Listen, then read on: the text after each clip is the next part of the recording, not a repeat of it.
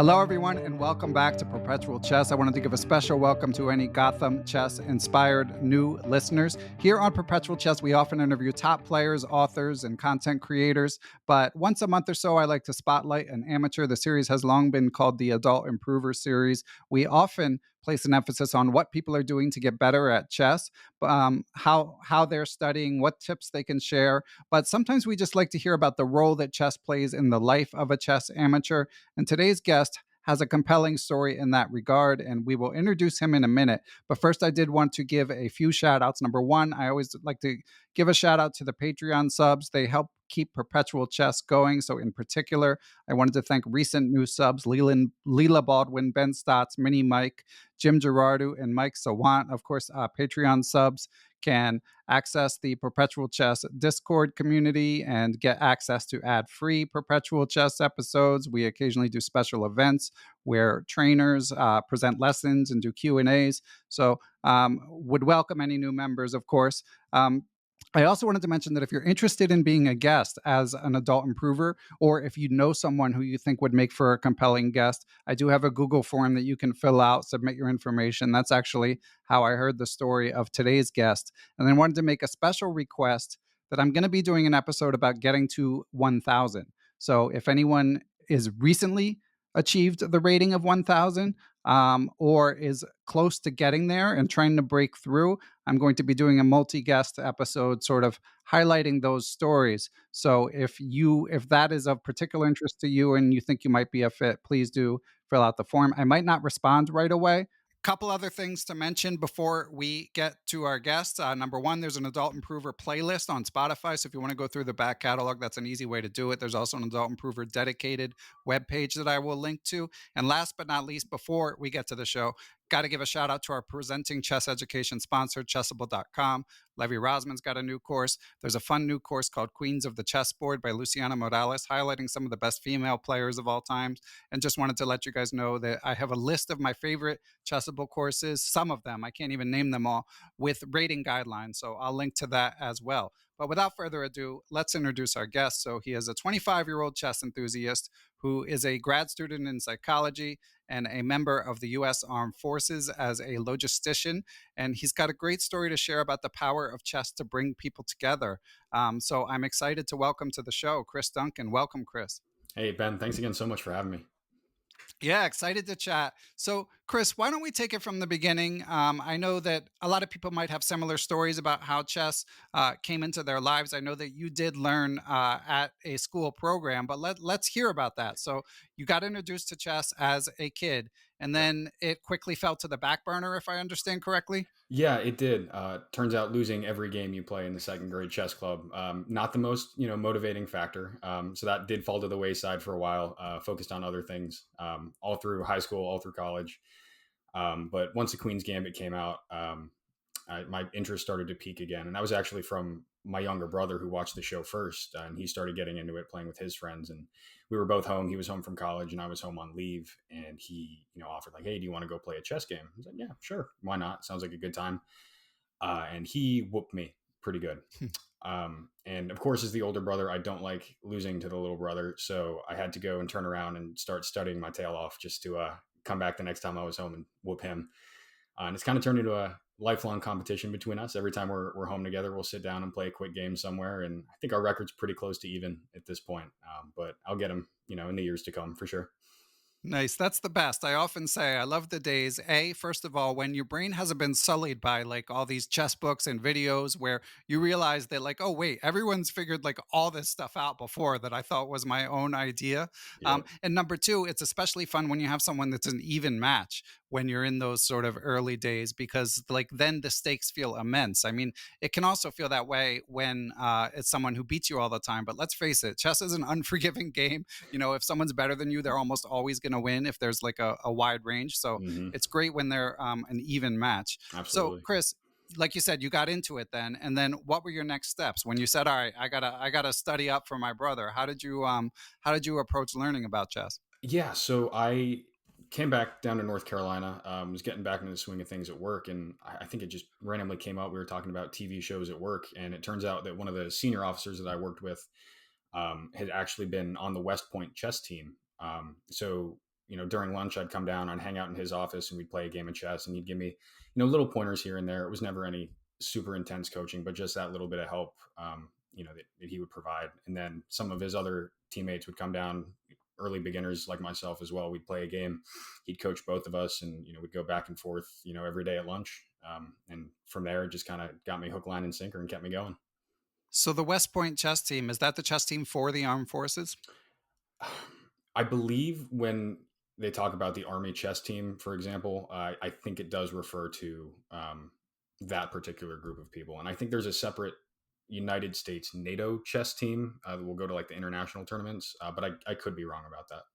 Okay. Yeah. And I know there is a rich history, obviously, chess being a strategy, war based strategy game. If you go way back, obviously, there have been a lot of strong players who've come through the various armed forces. And I know they have like an armed force championship as you get more into it. But what you've described to me is more like sort of grassroots level, which of course I appreciate. So, what else did you see in terms of people playing chess especially when you were on location, but also just generally? Yeah, so it was interesting, especially with the Queen's Gambit boom being stateside. A lot of people were picking it up, onesies and twosies. So I'd play with some of my team. When I switched units, I had a bunch of my soldiers really enjoyed playing. So we'd, get together during lunch, or we'd stay after on certain work days. We had a little unit wide chess club going. And then we ended up deploying to Poland around this time last year, in response to everything that was going on. And while we were there, we didn't have a lot to do. It was a pretty foreign environment to all of us. We weren't really able to go out and explore, especially early on.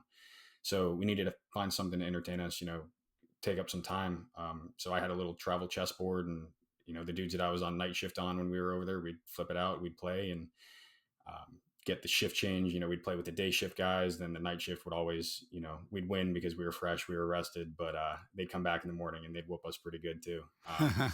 So it ended up being one of those things where it was kind of fueled by necessity, if that makes sense, where, there's not that much else going on. You're surrounded by work 24/7. And it's just one of those things you can kick back, relax, even if it's just for 10 minutes with some people, and, take a load off at the end of a long day.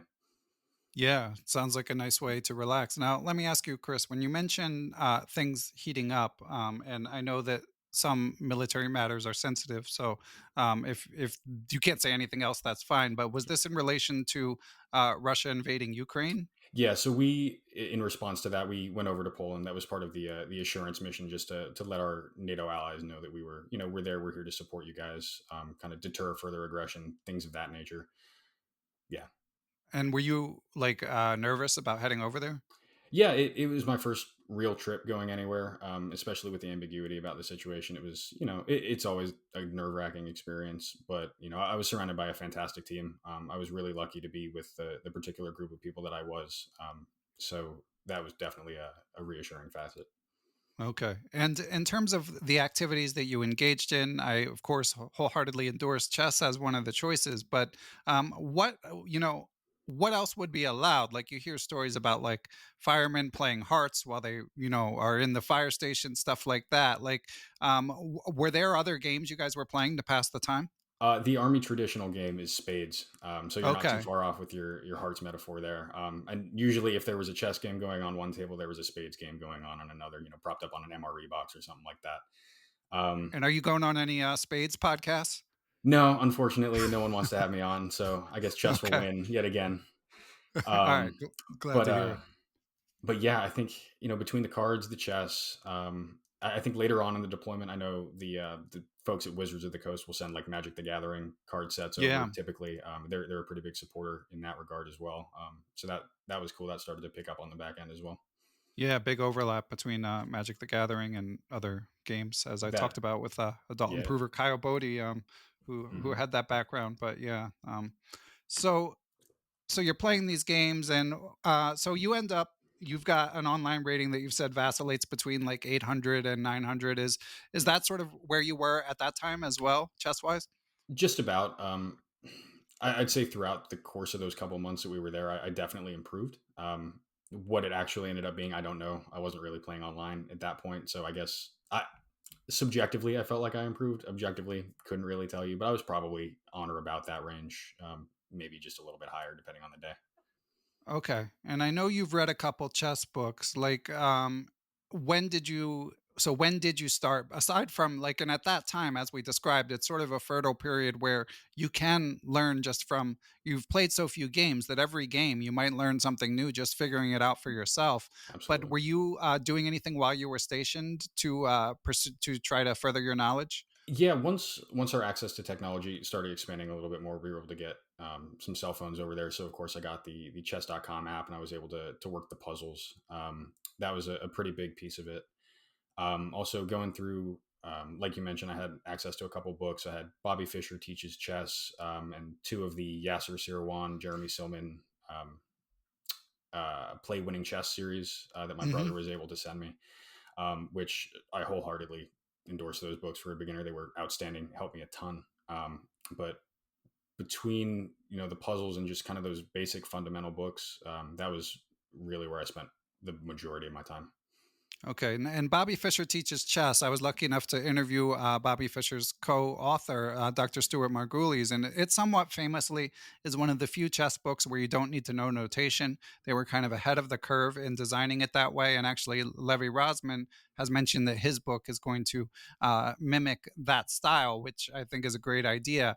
But the Seirawan books, of course, do use algebraic notation. So, as you got to that, how did you figure out the notation, Chris? I think I had already been familiar with it at that point. I've been playing for probably around a year on and off as I was learning more. So having seen some YouTube videos, listened to this podcast, and maybe some others, it was more familiar than not. It took a little bit to get the muscle memory down on it, where I'd have to like do a little bit less square hunting, if that makes sense. But Right. it was just really practice with it, and it clicked pretty quick. Okay. And did you do like chess.com? I often for newer players recommend like their vision trainer where it shows you a square and you have to click on it and you try to get like up your score on it. Did you mess around with that at all? I've messed around with it a couple times. It never was really part of any sort of regimen or anything, but I did, if I was bored hanging out, I'd, play around on it. Okay. And the atmosphere you describe, where you are trying to get your game better, but you've also got like a tight knit group of people who you play. So were you trying to keep your pursuit secret? Like, I feel like in your situation, I might be like, I want to get good, but I want to surprise them, you know? No, they get mad at me because while I was on night shift, I'd be able to, set up my whole board. I had a pretty big one later on that I was able to purchase on the economy there. So I'd have this big chessboard set out, on the table. I'd be, playing, practicing through, positions or whatever. And they'd come in for the shift change brief at 7 in the morning or whatever it was. And they'd look at me just playing chess and they'd be like, we have a whole day of work ahead of us and you're, over here playing chess. Like, come on, man. But they at the same time, I'd come by in the middle of the day every once in a while, and they'd be in the back room with the board out, playing as well. So it was evenly matched, no matter how much any of us complained. Glad to hear it. And then I know, Chris, that this story sort of takes a turn. So I don't know if there's any more like background you want to establish before you bring in another country's chess players, but I'm definitely excited to hear you tell the full of that story because I only know what you emailed me. Yeah, for sure. So I guess the only other little bit of backstory we need was once we kind of expanded the group that we were playing with on the American side, we decided to have a on base internal tournament, for the American soldiers that were there because we knew a couple dudes in the other units like to play as well. So as we were thinking through the logistics, we realized, hey, we don't have boards, we don't have clocks. We're not equipped to do this, but it would be a ton of fun. So on a whim, I reached out to the NATO chess president, who happened to be based in Warsaw. So I figured I had a pretty decent chance, and I shot him an email and said, hey, sir, like we're here, we're stationed in your country. We've got a bunch of dudes that really enjoy playing chess. Is there any way, the organization might be able to help us out? Get some boards, some clocks for this tournament that we want to do.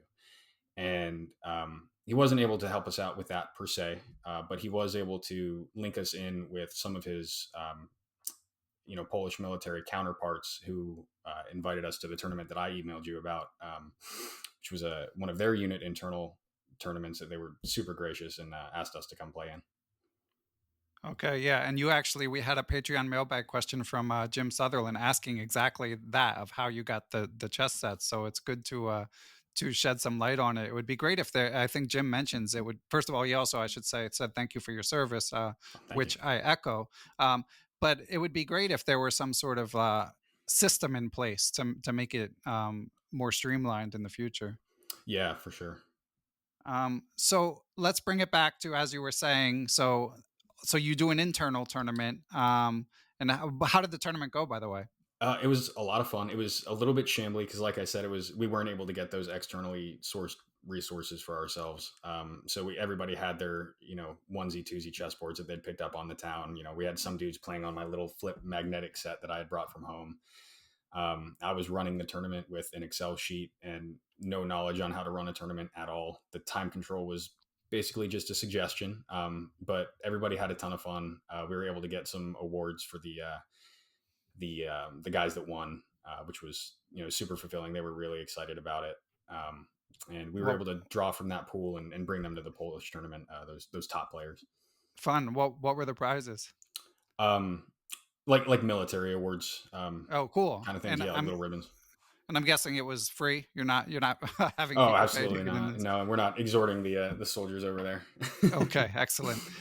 So what happens next? Yeah, so we had probably a month in between the internal tournament and then the Polish one. So we got the list of names for the individuals that wanted to tag along. We let them know it was a rapid tournament. It was like I think just 10-minute game, basic time control. So we let them know like, hey, learn how to play on a clock for real this time. You know, study up, do what you want to do, learn whatever, and we'll head down. So we're able to arrange transportation, get down to the town. It was about an hour away from where we were based at.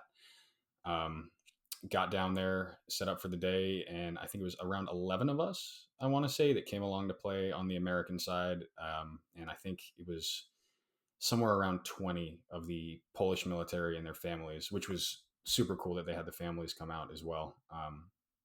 So, and, in response to how we got the boards and the clocks and so on, they had everything. Like, you know, I have purchased some chessboards and so on for my unit back home, but these guys were fully equipped. They had all the clocks. There were like 18 boards or something like that, like fully stocked, ready to go, tournament prepped. It Wow. was really impressive. And these are like vinyl chess boards with like the sort of classic Staunton ones that you would have like at a school chess club. Exactly. Yep. Okay, yeah, because back in the day, I feel like a lot of school chess clubs had the sort of chintzy, like pressman chessman board that like folds and opens and has the tiny little pieces. But I feel like that's one thing that I've seen grow in the course of my life is like even every school chess club has those sets, which I remember when I was a kid seeing one and being like, oh, now that's a real chess set. That's what I want to play on. Yeah, it was super cool walking in and seeing that because you hear about chess and the history that it has, especially in countries like in Eastern Europe and that sort of region of the world. So it was kind of on a whim that I thought that, or going out on a limb, I should say, that I figured like, hey, maybe we can get involved with these people. It'd be a great way for us to bond with the Polish. And turns out we were right. They were super excited, super ready to go. So we were super super lucky in that regard. Okay, yeah, and I have heard that chess is pretty popular in Poland. Obviously, you've got Jan Krzysztof Duda, one of the top 20 players in the world. And actually, my first adult improver interview was with Andres Krzdwa, who's a Polish amateur. And from the few Polish people I've interviewed over the years, I have heard that chess is pretty popular there. So I'm Yeah, for guessing you sure. guys had your work cut out for you in the match. Yeah, it was humbling to say the least. They really came out swinging for sure. Yeah, between the 20 of them, I think I probably played 2/3. It was a 9-round tournament, so 6 games against Polish. That was probably right at the beginning, and then as we started, progressing and the ranks started sorting themselves out, it was more and more Polish playing Polish and Americans playing Americans toward the back end. It was a pretty stratified playing field, but there were, I'm trying to think, maybe like a 10% overlap in the middle there. So our really strong players were able to kind of nestle in at the bottom end of their players. But it was still like, even though we were getting our butts whooped, it was a ton of fun.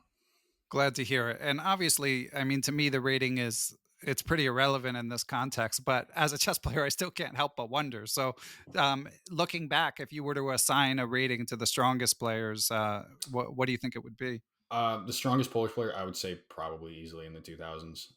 If I remember correctly, the host of the event said that he was going to go play in the NATO tournament later that year. Okay. So he was legit. Yeah, these are serious players. Wow. Yeah, and I think our highest rated that we brought was like 13, 1400. So it was, yeah, it was a pretty big difference. Okay. And did they, for the most part, speak some English? It was actually few and far between. So some of the younger guys did, and it was a pretty big age range as well. But the younger dudes that were closer to my age spoke decent English, but there were some kids there that didn't speak a lick of English, and then some of the older guys, again, not a lick, which was it was challenging in a way, but at the same time, once the clock started running, like the language barrier didn't matter. You were there to play chess, and that was it. And that was a very universal language for all of us there. Yeah, I mean that's as I often say, that's the beauty of chess. I mean, when I was teaching a lot of school programs, that's what I would tell kids is like, and I see you have a guitar behind you. I would I would Yep. tell kids like I would tell kids like, chess and music are the things that like, you learn them and then you go wherever you want to go and you can find people that you have something in common with, whether you can communicate or not. Yeah, and the really cool part about it was that we took an intermission right in the middle. I think it was after the fourth or the fifth round of nine. So we broke away, and earlier on in the tournament, like when we had breaks between games, it would have been the Americans clustered around each other talking to the Americans, and the Polish on the kind of the other side of the room, and again pretty separated. But once we started playing, we started getting into our grooves. We took a break, went down to the break room, and then we were there, chatting, talking with the guys. Polish, American, everybody meshed together. They were playing games of pool, just hanging out with the ones that were able to, speak English with us, and then the rest were still like they were there, they were involved, they were having a great time.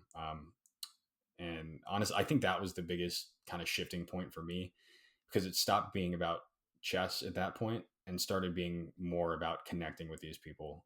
We'd been in their country for a couple months at this point. We'd done some training alongside them leading up to this, and getting the chance to really just wind down and relax and get to know this nation that was super generous and hosting us, incredibly welcoming and kind, and getting to kind of just take that load off with them was absolutely huge. So coming back, the back half, I was off my competitive edge and I lost every single game in the back, the back 4 or 5 rounds. But I think I had the most fun there, just laughing with the guys and playing. That's awesome. And did anyone notate any of the games? No, I don't think, at least on the American side, I don't think any of us would have even known what to do if you put a pad and paper in front of us. It was a really, as professional as the setup was, it was a very laid back tournament. There was definitely a point in which I had my opponent in check for 2 or 3 moves. Oh, Nobody noticed, so we just kind of looked at each other, paused the clock, tried to you know move the pieces back to where we thought they were, nodded, shook our heads, and hit play again. So we were able to just kind of, like I said, just take a load off. It ended up being much more of a low stress thing than I that's think I was great. I mean, expecting it to. Yeah, obviously, it's overall a stressful environment, so sure, for sure. a break was well deserved. Um, and Yeah. and did you so any other chess games with them like subsequent to that, or was it just that one event? No, unfortunately, it was just that one event. By the time we ended up getting that tournament arranged, we were about to leave. So they had invited us to go and I think observe the NATO chess tournament because it was being held. I want to say it was in either Warsaw or Krakow that year. Um, I could have that wrong, but they invited us to go and observe their team play, which unfortunately we weren't able to make. But yeah, we were all definitely willing to. They were willing to as well. So if we ever end up going back, I'm sure I'll be able to reach out again and try to set something up. Wow, that's an amazing story. And could you tell me, Chris, like a little bit more about the venue? Like where was the match? It was at their, I think, the equivalent of their brigade headquarters essentially. Just kind of think of office building with a rec space kind of set aside in it. So yeah, it was actually a very impressive building, much better than the American military buildings that I'm used to. Very impressive. But yeah, just it was tucked to the side in their headquarters, so they were right at home. That's awesome. And you mentioned to me that you felt, and actually, so when you sent the email, you emailed me like late last year. Where was that in relation to like when this tournament had taken place? So I want to say the tournament was early June, I think. Okay. So it was probably a couple months removed at that point. I think I was home. If I was able to start listening to the podcast again, hear your call for submissions. Okay. And how do you think back on it now? Like, has your perspective changed with distance at all? Yeah, I think I appreciate it even more. Because like I said, it started off in that tournament being fully about the chess and going in to win. But as I mentioned to you in the email, I've had to sort of step away, from competitive, and I don't want to say competitive chess per se, but really striving for chess improvement over the last couple months with, everything in life that goes on. And what it really helped me realize is that the thing that I enjoyed the most about chess wasn't necessarily going in and seeing some arbitrary number improve. It was about really getting to connect with the people on the other side of the board, bridge those cultural gaps, and find some real leisure where wasn't just turning off my brain and scrolling through social media. It was getting to relax and take that real load off, and recharge with people with shared values, shared interests. And that's really impacted me to this day, where if I'm not taking that much time to do puzzles or follow along to YouTube videos or lessons or things of that nature, I'm able to maybe sit down with a buddy from high school and play a game of chess, or get together with some other friends and play some four player just for fun. Finding that time to really enjoy chess for chess rather than for the number and for the improvement, if that makes sense. Yeah, no, that's a fantastic perspective, and obviously it frees up a lot of time too when you For have sure. such a healthy perspective. Not to say that your time is so free. I mean, as you've described, you've got plenty going on, but yeah, I mean, so many of the people I interview are sacrificing so much, and in order to try to get better at chess, and obviously, as long as if they feel it's a net positive, I'm on board with that. But there are situations where it's just not realistic, you know. Yeah, I mean, there were days when I got back home and I was still riding the tournament high. I was like, all right, let's do this. Let's go get really good, and so on and so forth. And I'd come home from a long day at work, and I'd already be completely fried. My brain was not firing on more than one cylinder, honestly, at that point. And I'd sit down and try to play a game online with some random stranger, and it would just be more stress than it was worth. Um, so yeah, like I said, getting that real connection with people is definitely what draws me back to it every time I get over the board. Yeah, and the beauty of that mindset is you don't have to worry, like that will always be there, you know? Like you might not play chess for 10 years, and maybe the next time you play you'd be 100 points weaker, but guess what? It doesn't matter if if it's just a way to meet people, to bridge gaps, as you say, within communities. So yeah, it's a very healthy perspective, and definitely one of the things that I love about the game. Absolutely. Now, now, we have a related question from a Patreon sub, and some of this you just touched on, but I will read the question because the Sure. second half you haven't as much. So, Okay. this one is from Richard Burgess. Thanks for supporting the pod, Richard. And he says, first of all, he also wants to thank you for your service. Thank you much. And he says, he's not in the military, but the idea of balancing chess with a career commitment and graduate study really resonates with him because he's in the process of completing a PhD in engineering. Yeah, probably not the best time to chase the grandmaster title, Richard. No. Um, so he says, I wonder how you keep perspective on the time you can and cannot spend on chess. And do you think studying chess will improve your graduate work in psychology? If so, how? If not, why not? So again, you can answer what you wanted, but especially the second half to me, we Yeah, did for not sure. address. Yeah, managing the time, like I alluded to, it definitely gets challenging. For the second half, though, I think chess in and of itself is a really good tool insofar as it helps you get your brain active, right? I think as we pursue a lot of leisure time, we're much more prone to just turn off our brains rather than keep them engaged to some degree. So being able to keep my brain engaged longer definitely helps me, pursue that focus through my studies, through work, so on and so forth. Um, Chess specific skills, less so. I have not yet seen the point where, knowing how to pin a knight necessarily relates to my essay that I'm writing, but I do look forward to the day where that gets to come in. Okay, yeah. Well, you've got your career ahead of you, so it'll be interesting to see.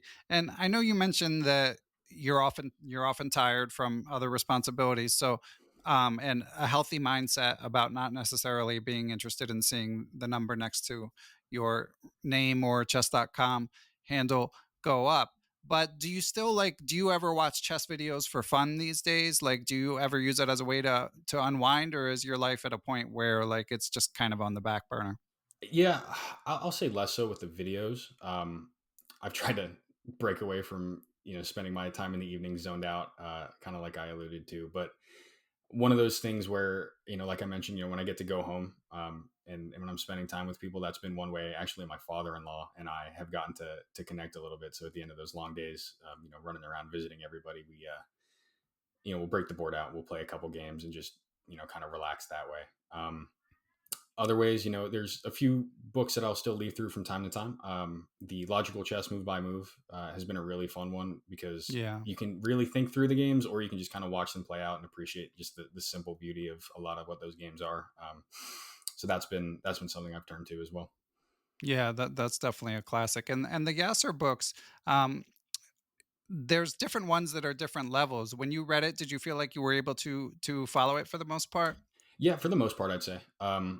And if I'm remembering correctly, the sort of cumulative portion at the end is broken down into certain rank sections. So I was usually able to get the first couple sections down, and then I'd start getting progressively challenged toward the end. So it was definitely at the point where I was at, one of those books that I'd have to go back and play through two or three times to really get through, all the lessons and make sure they stuck. But even on a first read, they were workable, and I was able to get something out of it for sure. Okay. And correct. And so you played this tournament in Poland. You played in your school program briefly before sports took over. But have you ever played like a formal tournament in the States, I have Chris? not. No.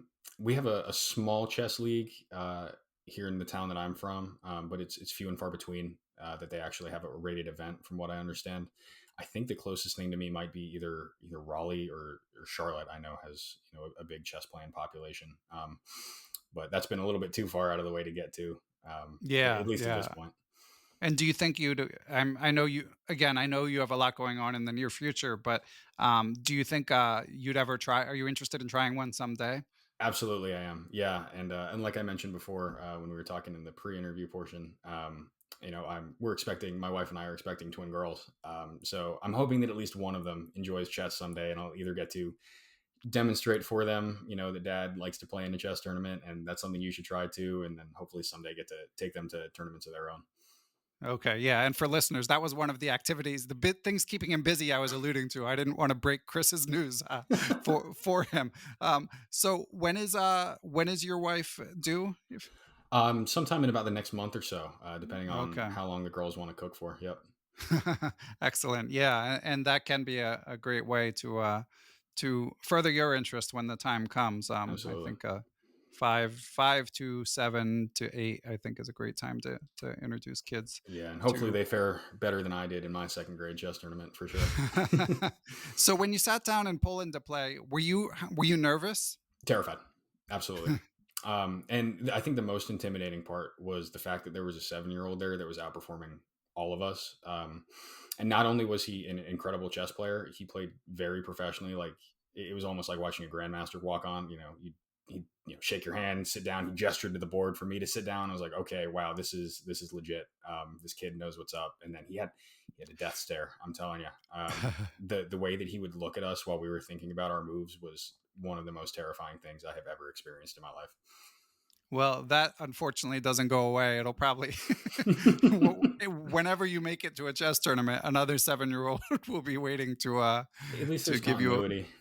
Yeah, that's really funny. Um, so do you play any other strategy games, Chris?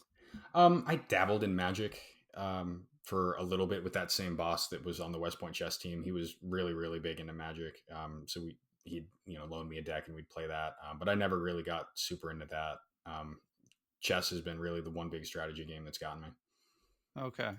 And how'd you get into perpetual chess? Dare I ask? I'm not sure if it came up, maybe on YouTube, someone mentioned it, or if I was just, on a long car ride and happened to be looking for chess podcasts and it popped up. But yeah, I think it was by chance, and I'm very grateful that that chance occurred.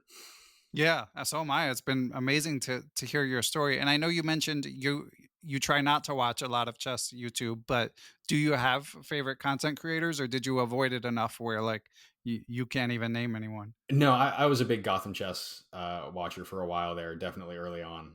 He's super entertaining and absolutely brilliant. Yeah. And then over in Poland, I started getting into I think it was the Yasser Seirawan videos on the St. Louis Chess Club Yeah. YouTube account. Those are incredible lectures. And that was really great tournament prep, just being able to absorb more from the guy that I was reading his book. So that was super cool. Nice. And yeah, Yasser's a legend. And yeah, the St. Louis Chess Club videos are such a treasure trove, although they are fairly advanced. So when you're watching a video like that, Chris, like how do you handle it if he says something that you don't understand? Do you just keep plowing through, rewind it? What do you do? I think it would depend on the mindset I was in. If I was there, for entertainment purposes, you know, just to watch something, I'd go on and see if I could piece it together later on. Other times I'd take note maybe of the game that he was going through, or just kind of take a note to myself to look up, whatever the particular topic matter might have been. And other times I'd just accept that that was not something I was ever going to, need to use in a game in the near future. And, I'd come back to it when I was 1,000 points higher rated than I am now. Okay. And to the extent that you were working on your chess, like when you were putting some time in, I'm curious, like how much time you put in and what you gravitated towards. Yeah. It would probably range anywhere depending on the workday that I had had between about half an hour and an hour per day if I was able to get it in. If I was able to take a quick break at work, crank out a couple puzzles just here and there. But primarily, I'd say I focused on tactics is the bulk of my training, and then some game analysis when I had the opportunity to sit down and go through past games that I'd played. Of course, like any good beginner, I tried to learn openings, and that never went well for me. So, for as a recommendation to anybody else out there rated around 800 or so, don't need to worry about openings all that much. Just control the center and play principled. Yeah, yeah. Um, No, I wholeheartedly agree with that advice. And yeah, they're like openings are often like a siren song. So oh, it's good that absolutely. you didn't get sucked in. Um, I'm just trying to think if I have any other chess questions, Chris. It's been amazing to hear your story. And yeah, it's really a breath of fresh air compared. I mean, obviously, I love hearing the stories of people working hard on their games as well. But it's nice to get a fresh perspective. Yeah, and I hope that's a point of view that I can share and impress on anybody else that's around my rating range that might be feeling that external pressure to really improve. I enjoy chess so much more having taken that step back, recollected myself, and really looked at enjoying it for what it is rather than for that external pressure. So, anybody that's out there that might be, feeling that way, it's okay. There are other people like that too. And, you will improve more if you're enjoying the game for sure. That's fantastic advice. And let me ask you, as you look back on that period, Chris, was there anyone that actually cared? Because that's one thing that any tournament player has to grapple with. You feel this tenseness when you play, and then you have to remind yourself, like, no one cares, like Exactly. just Yeah. do your thing. Even though we all got whooped by a 7-year-old, we all walked away smiling and can laugh about it. And like I said, it was that breath of fresh air that became many breaths of fresh air that I think we all needed at that point in our lives. Excellent. All right. Well, Chris, it's like I said, fantastic to hear your story. Strikes me as a very healthy perspective. I feel like we've got everything covered. Oh, I did want to ask you, when you play casual games that you've mentioned, like with your father-in-law, um, do you how does because again this gets back to sort of the pure days of casual chess, no clocks, no notation, no ratings, like how do you handle the speed of the game, like um do you play people who are too slow, do people move right away, what's the etiquette around that? I think for the most part, both parties will take it too slow. And that's one thing I think even when I play with my father-in-law or with my brother or some of my buddies from back home, we'll really take our time and we'll be really deliberate. And sometimes we'll wait 15 minutes to make a move, just getting lost in conversation, or we'll wait 15 minutes to make a move, just staring at a board. But it's one of those things where we understand we're there for a good times, and we don't mind so much when it starts to drag on a little bit. It's almost more enjoyable that way. Okay. Yeah. Again, a healthy approach. And I guess some of the time, like the circumstances where you're sitting around when you're stationed, it actually could be a benefit if it takes a long time. For sure. For sure. Okay. Well, excellent, Chris. If you ever do decide to play a tournament, I would love to hear about it. Again, given that you've got two little ones on the way, I personally wouldn't recommend taking it up in the next, say, 4 to 5 years at least. But Yeah. but I'm not planning on stopping this podcast anytime soon. So hopefully we can keep in touch. Absolutely. Yeah. I'll keep you posted on how everything goes, either mine or theirs, depending on Oh who yeah, beats me to the board. exactly. Excellent. All right. Well, Chris, it's been, like I said, awesome to hear your story. Really appreciate it. Anything to add before we say goodbye? No, thank you again so much for having me on. This was fantastic.